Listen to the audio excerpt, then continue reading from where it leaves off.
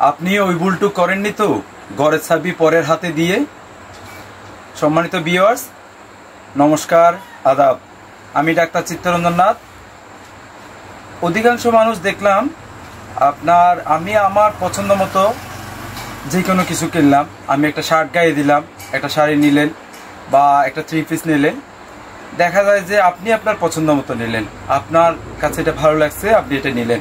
কিন্তু at the same time যখন আপনাকে কেউ বললো যে হ্যাঁ ভাই আপনাকে খুব সুন্দর লাগতেছে, আপু আপনাকে খুব সুন্দর লাগতেছে, তখন আপনি খুব এক্সাইটিং হয়ে যান, খুব ভালো লাগে ব্যাপারটা আপনার কাছে।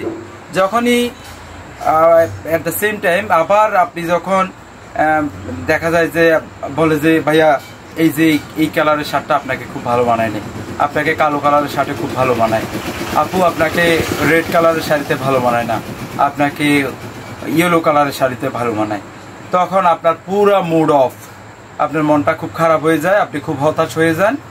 এবং দেখা যায় যে এই জিনিসটাকে আমরা ম্যাক্সিমাম লোক ইচ অ্যান্ড এভরিথিং, সব ব্যাপারে, এটা আমি একটা শাড়ি বা শার্ট বা একটা 3 পিস দিয়ে এটা একটা উদাহরণ দিচ্ছি।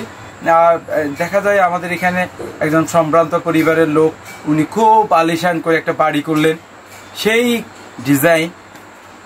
এট দ্য সেম টাইম আমি আমার ঘরটা এটা থাকার জন্য একটা নর্মাল ঘর হিসাবে তৈরি করছি। তো দেখা যায় যে আমাকে বলে যে এটা কি বানাইলেন ভাই, এটা তো একেবারে নাথিং, বাইরে থেকে কোনো সৌন্দর্য না, সেম জায়গায় অমুক ভাই যে ঘরটা করছে ওটা অনেক অসাধারণ, অনেক ডিজাইনফুল, হেভি। তো আমার কথা হচ্ছে আমি আমার পছন্দ মতো, আমার অর্থ অনুযায়ী, আমার বৃত্ত অনুযায়ী, আপনি আপনার বাজেট অনুযায়ী এই ঈদের মার্কেটিং করলেন, কেনাকাটা করলেন, যাই কিনলেন, এটাতে অন্য আপনাকে ভালো বললো, আপনি খুব প্রাউড ফিল করলেন।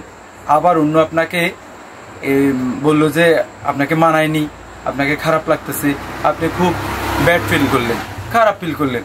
তো এই আসলে আমার এই মনের বা ঘরের চাবি আমি কেন অন্যের হাতে দেব? আমি তো এটা বুঝলাম না। আমার পছন্দে আমি পণ্য কিনেছি, আমি কি পণ্য কেনার সময় ওই বাড়ির সেই বাড়ির ভাই বোনদেরকে আমি নিয়ে আসছি, উনাদের পছন্দ হতে হবে? তাইলে আমি পণ্য কিনেছি আমার পছন্দে, সো আমার পছন্দ হলে দ্যাটস গুড এনাফ। তো আমি এটা থেকে, এই আলোচনা থেকে এটাই বোঝাতে চাচ্ছি, আপনার পছন্দ, আপনার ভালো লাগা, আপনার ভালোবাসা, এটা একান্তই আপনার। সৎ পথে, সৎভাবে, আপনার বাজেট অনুযায়ী আপনি জিনিস পছন্দ করে নিলেন, সেটা আমি মনে করি যে বেস্ট। অন্যে কি ভাবতেছে, কি বলতেছে, কি শুনতেছে, কি করতেছে, এটা আপনার আসলে দেখার দরকার নেই। এই জন্যই আমি আজকে টপিকটা নিয়ে আসছি যে আপনার ঘরের, আপনার মনের চাবিটা আপনি অন্যের হাতে দিবেন না।